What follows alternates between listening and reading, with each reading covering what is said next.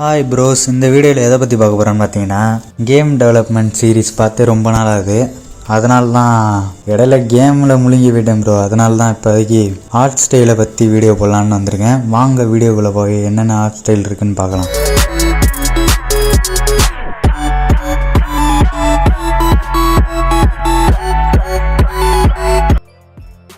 ஃபஸ்ட்லேருந்து பார்க்குறப்ப நம்ம முதல்ல ஈஸியஸ்ட்டு ஆர்ட் ஸ்டைல்லேருந்து பார்க்க ஆரம்பிக்கலாம் ப்ரோ. ஏன்னா அதான் கொஞ்சம் எல்லா பிசிலையுமே டெவலப் பண்ணக்கூடிய கேம்ஸ் எல்லாமே லோ ஆர்ட் ஸ்டைல் அப்படின்னு சொல்லுவாங்க. அதை பற்றி தான் இப்போ பார்க்க போகிறோம்.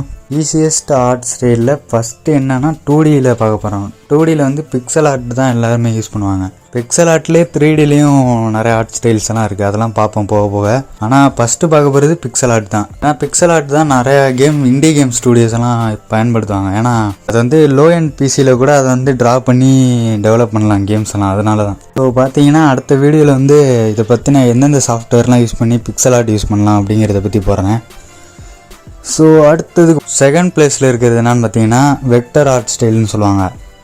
அதாவது அடோப் இல்லுஸ்ட்ரேட்டர் யூஸ் பண்ணியிருந்தீங்கன்னா உங்களுக்கு தெரிஞ்சிருக்கும் வெக்டர்னு என்னன்ட்டு. வெக்டருக்கும் இந்த ஃபோட்டோஷாப்பில் இருக்கிற பிக்சலுக்கும் என்னென்னு உங்களுக்கு டிஃப்ரெண்ட் தெரிஞ்சிருந்தால் நீங்கள் இதை பற்றி உங்களுக்கு நல்லாவே தெரிஞ்சிருக்கும், நாலேஜ் இருந்திருந்தா. வெக்டருங்கிறது ஜூம் பண்ணால் பிக்சல் உடையாத உடையிறதுங்கிறது ஃபோட்டோஷாப்பில் யூஸ் பண்ணக்கூடிய ஒரு அனிமேஷன். இதுதான் இது ரெண்டுத்துக்கும் உள்ள வித்தியாசம். பிக்சல் ஆர்ட்டுக்கும் இதையும் கம்பேர் பண்ணும்போது வெக்டர் கொஞ்சம் ஈஸியான ஆர்ட் ஸ்டைலுன்னு நான் சொல்லுவேன். ஏன்னா நம்ம ட்ராயிங் பண்ணிட்டு அதில் ரிக்கி பண்ணிட்டோம்னா போதும், அதை வச்சு நம்ம அனிமேஷன் ஈஸியாக பண்ணிக்கலாம். ஆனால் பிக்சல் ஆர்ட்டுங்கிறது ஒரு ஃப்ரேமாக நம்ம உட்காந்து வரைகிற மாதிரி இருக்கும். அதனால் கொஞ்சம் கஷ்டமாக தான் ப்ரோ இருக்கும். இருந்தாலும் ரெண்டுமே ஒன்றுத்துக்கு ஒன்று சளைக்காது தான்.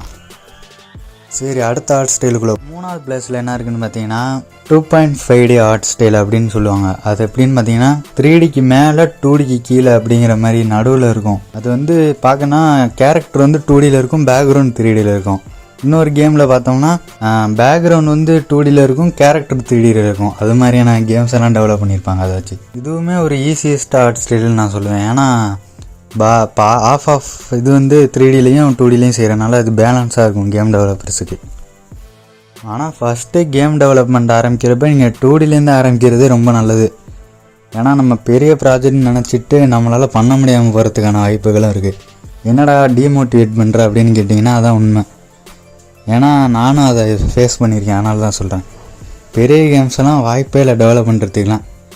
சின்ன கேம்ஸு தான், அதாவது ஒரு 2Dயில் சிம்பிளாக அதாவது செய்ய பாருங்கள் ஃபஸ்ட்டு. அதான் நான் சொல்லுவேன். 4வதாக என்ன ஆர்ட் ஸ்டைல் பார்க்க போகிறதுக்கு முன்னாடி நம்ம ஒரு விஷயத்தை பற்றி தெரிஞ்சுக்கணும்.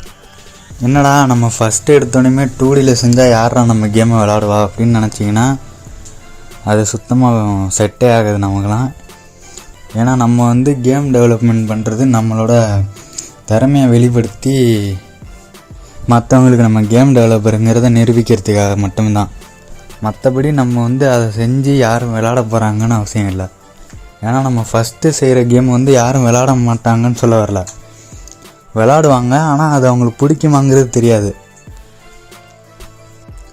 பட் நீங்கள் அதை பற்றியெல்லாம் யோசிக்காமல் உங்களுக்கு கேம் டெவலப்மெண்ட் பிடிக்குன்னு சொன்னீங்கன்னா அதில் நீங்கள் இறங்கி வேலை பார்க்குறது உங்களுக்கு ரொம்ப முக்கியமான விஷயம்னு நான் சொல்கிறேன். 2D கேமாக இருக்குதுன்னு வருத்தப்படாதீங்க. நம்மளதில் கேம் பிளேவும் ஸ்டோரியும் பக்காவாக இருந்ததுன்னு வச்சுக்கோங்களேன். 2D கேமாக இருந்தாலும் சரி, எந்த விதமான ஆர்ட் ஸ்டைல் யூஸ் பண்ணியிருந்தாலும் கேமர்ஸ் விளாட தான் போகிறாங்க. அதில் உங்களுக்கு எந்த ஒரு ஃபியரும் தேவை கிடையாது. 4வதாக என்ன ஆர்ட் ஸ்டைலை பற்றி பார்க்க போகிறோன்னா லோ பாலி 3D அப்படிங்கிறத பார்க்க போகிறோம். லோ பாலி 3Dனா என்னென்னு பார்த்தீங்கன்னா 3Dலே ரொம்ப வெர்டிசஸ் எல்லாம் கம்மி பண்ணி ரொம்ப லோ குவாலிட்டியில் கம்ப்ரஸ் பண்ணி யூஸ் பண்ணக்கூடியது தான் இந்த லோ பாலி 3D அனிமேஷன் அப்படின்னு சொல்லுவாங்க. இதை நீங்கள் எந்தெந்த கேமில் பார்க்கலான்னு பார்த்தீங்கன்னா சிஃபோ அந்த மாதிரி இண்டி கேம் டெவலப்மெண்ட்லலாம் நீங்கள் அதிகமாக பார்க்கலாம். ஏன்னா இதை நிறைய கேம் டெவலப்பர்ஸ் யூஸ் பண்ணுவாங்க. ஏன்னா இது லோ ஸ்பெக் பிசியில் கூட ரெடி பண்ணிடலாம். அந்த ஒரு ரீசன்னால தான் இது எல்லோரும் யூஸ் பண்ணுறாங்க. இது பேஸ் பண்ண நிறையா கேம்ஸு கூட ரிலீஸ் ஆகிருக்கு. நிறையா மொபைல் கேம்ஸ் எல்லாம் கூட இந்த ஒரு கான்செப்டை தான் யூஸ் பண்ணுறாங்க எல்லாருமே. அதனால் நீங்கள் இதை ட்ரை பண்ணி பார்க்கலாம். ஆனால் நான் சொன்னதை மறந்துடாதீங்க. 5வது இடத்துல என்ன ஆர்ட் ஸ்டைல்னு பார்த்தீங்கன்னா நான் ஃபஸ்ட்டு சொன்ன மாதிரி பிக்சல் ஆர்ட்லேயே 3D இருக்குன்னு சொன்னேன் பார்த்தீங்களா, அதுதான் இப்போ பார்க்க போகிறோம். என்னடா சொல்கிற அப்படின்னு கேட்டிங்கன்னா, ஆமாம் 3Dயில் பிக்சல் ஆர்ட் ஷேடரை போட்டு அனுப்பினோம்னு வச்சுக்கோங்களேன், அது வந்து பிக்சல் ஆர்ட் 3Dயாக மாறிவிடும். அதிசயமாக இருக்குல்ல? ஆனால் அதுதான் உண்மை. நிறைய ஷேடர்ஸ் எல்லாம் இருக்கும் கேம் டெவலப்மெண்ட்டில். அதில் ஒன் ஆஃப் த ஷேடர் தான் இந்த பிக்சல் ஆர்ட் ஷேடர்னு சொல்லுவாங்க. நானே இப்போ அதான் கற்றுக்கிட்டு இருக்கேன், அதனால தான் சொல்கிறேன். இதுவும் கொஞ்சம் ஈஸியான ஸ்பேஸை தான் பிடிக்கும் பிசியில், அதனால் இதை நீங்கள் யூஸ் பண்ணலாம் தாராளமாக. இதோட ஃபர்ஸ்ட் ஸ்டெப் என்னென்னா, நீங்கள் ஒரு 3D லோ பாலி 3D மாடல்னு இப்போ சொன்னேன்னா போன ஆர்ட் ஸ்டைலில் அது மாதிரி ஒன்று பண்ணிவிட்டு ரெண்டர் பண்ணி எடுத்து வச்சுக்கணும். அதுக்கப்புறம் நீங்கள் வந்து திருப்பி பிளெண்டரில் இம்போர்ட் பண்ணி அதுக்கப்புறம் டெக்ஸ்சர்னு ஒரு ஆப்ஷன் இருக்கும், அதில் போய்ட்டு மேப்பிங்லாம் பண்ணோம்னா இந்த ஒரு சூப்பரான ஒரு ஆர்ட் ஸ்டைல் உங்களுக்கு கிடச்சிரும். அதை வச்சுமே நிறைய கேம்ஸ் 6th பிளேஸில் இருக்கிற ஆர்ட் ஸ்டைல் என்னான்னு பார்த்தீங்கன்னா, நீங்கள் நிறையா அனிமி ஃபேன்ஸாக இருந்தீங்கன்னா அந்த கேம்ஸ்லலாம் இந்த ஆர்ட் ஸ்டைல் தான் யூஸ் பண்ணுவாங்க. உங்களுக்கு தெரிஞ்சால் மறக்காமல் கமெண்ட் பண்ணிடுங்க. நான் ஒரு 10 செகண்ட் உங்களுக்கு டைம் தரேன், அதுக்குள்ளே நீங்கள் கண்டுபிடிச்சி கமெண்ட் பண்ணுங்க பார்ப்போம்.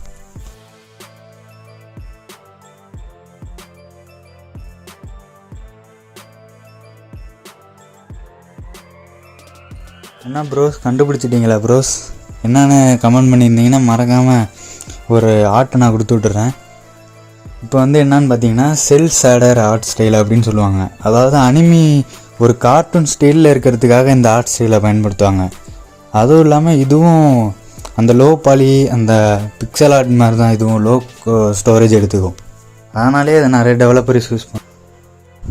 இதில் தான் முக்கால்வாசி அனிமி கேம்ஸ் எல்லாமே இந்த செல் ஷேடர் ஆர்ட் ஸ்டைலில் தான் யூஸ் பண்ணுவாங்க. முக்கியமாகவுமே நிறைய அனிமி கேம்ஸு தான் இந்த ஒரு ஆர்ட் ஸ்டைலே ரொம்ப அதிக அளவில் யூஸ் பண்ணக்கூடியது அனிமி கேம்ஸ் மட்டும்தான். நீங்கள் வேணால் பார்த்துருப்பீங்க, ட்ராகன் பால்சி கேம்லாம் இதில் தான் டெவலப் பண்ணியிருப்பாங்க.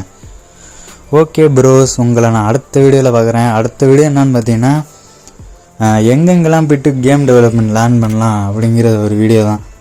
அப்புறம் எதுக்குடா நீ அப்படின்னு கேட்டிங்கன்னா, நானும் ஒரு லேர்னர் தான் ப்ரோ, அதனால் நான் சொல்கிறத வச்சு நீங்கள் கேம் டெவலப்பராக ஆக முடியாது. இந்த சேனல் எதுக்குன்னு பார்த்தீங்கன்னா, எங்கள் கேம் டெவலப்மெண்ட்டை டெவலப்ஸாக போடுறதுக்கு தான். அதை நாங்கள் கற்றுக்கிட்டதுக்கப்புறம் வேணால் உங்களுக்கு டுட்டோரியல் போடலாம். அதுக்கு முன்னாடி நீங்கள் கற்றுக்கணுன்னு ஆசைப்பட்டீங்கன்னா நான் அடுத்த வீடியோ போடுவேன், அந்த வீடியோ பார்த்து நீங்கள் எந்தெந்த யூடியூப்பில் கற்றுக்கலாம் அப்படின்னு தெரிஞ்சுக்கலாம், தமிழில் இங்கிலீஷில் எல்லாத்துலேயுமே. அதனால் மறக்காமல் சப்ஸ்கிரைப் பண்ணிடுங்க ப்ரோஸ்.